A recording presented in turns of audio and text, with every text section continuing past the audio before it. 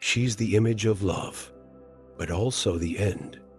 You can't understand Mother Kali with logic. She's not soft, she's fair. And sometimes fairness comes with blood. Why would a goddess need to kill? Is that even divine? What most people never tell you is that her rage has purpose.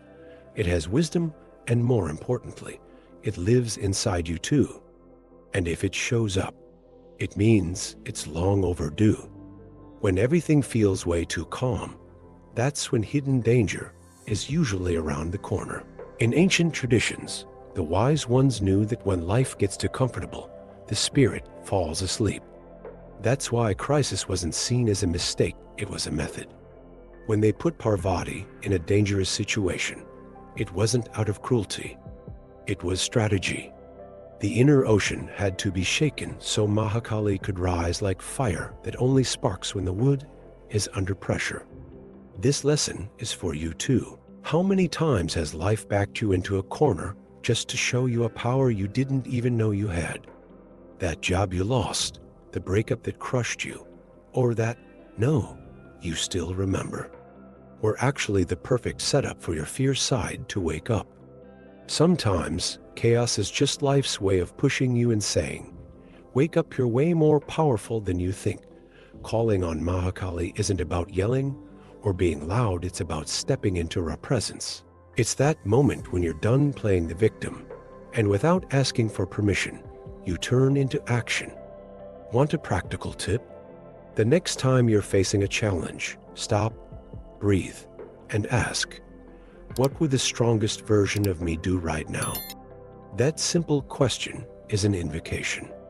And it's this deep inner power, the kind no man can explain in words, that leads us right into the next teaching. People keep trying to figure women out like they're a math problem. But women aren't meant to be solved, they're meant to be felt. Their mystery isn't in words, it's in the confidence they carry, the presence that doesn't flinch. When a woman stands strong under pressure, it's not a challenge, it's a revelation. Her posture speaks what no speech ever could, the silent power of inner knowing. That kind of strength is like an invisible field. A man who's truly paying attention doesn't just watch her, he feels what's not being said. This has nothing to do with manipulation, it's all about awareness. Like one master said, you don't understand the feminine, you surrender to what it awakens in you. And if you really want to learn, pay close attention when she chooses silence. That's where the deepest lesson lives. Want a practical example? Next time a woman you respect says, no, don't try to argue, listen with your whole being. Respecting that no is the first step to accessing the kind of yes that truly matters. The feminine psyche doesn't bend, it leads. And in that dance, masculine awareness grows. And when this kind of force meets the power that dares to defy what's right, the battle between Dharma and Adharma begins.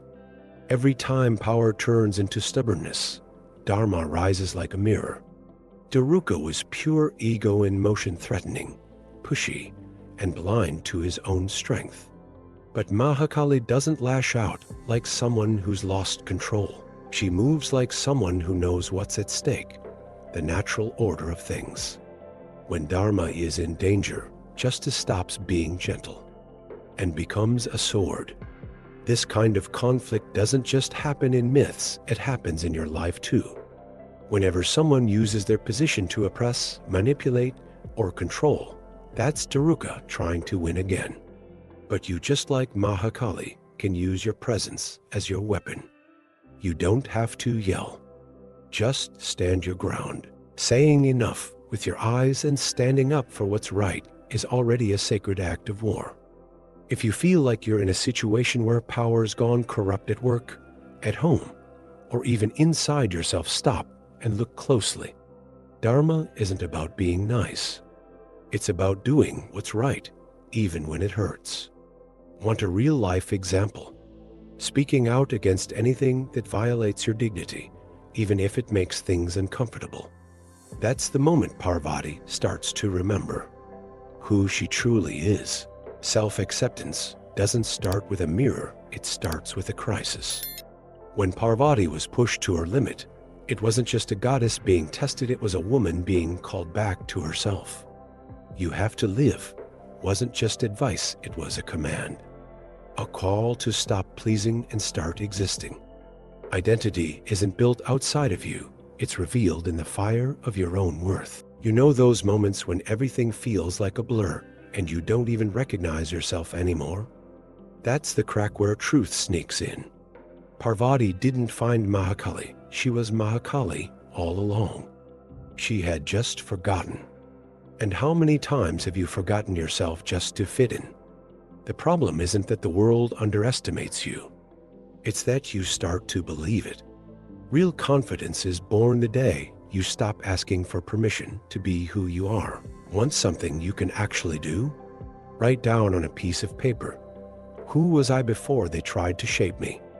And read it out loud every day. Reclaiming your strength isn't arrogance, it's responsibility. And it will make people uncomfortable, especially the ones who get used to your sleeping version. But once that version wakes up, no injustice stands for long. There's a kind of rage that destroys, and another that sets you free. Mahakali's fury doesn't come from a bruised ego, it comes from violated dignity. When justice is ignored, feminine energy stops being soft and turns relentless. It's not about patience anymore, it's about transformation. This kind of rage doesn't scream chaos. It declares, I won't live small anymore. This energy doesn't need to be shut down, it needs to be channeled. The woman who wakes up Mahakali inside her knows her pain isn't weakness, it's fuel. She stops apologizing for taking up space and starts stepping into the place that was always hers. It's like when someone says, that's it, and you feel something shift. There's no going back to how things were. Want a practical tip? When you feel that burning injustice in your chest, don't stuff it down. Grab a notebook and write out everything you refuse to accept any longer. Turn that rage into action, speak out. Create something. Help someone, shift your reality. Mahakali doesn't destroy for fun, she destroys with purpose.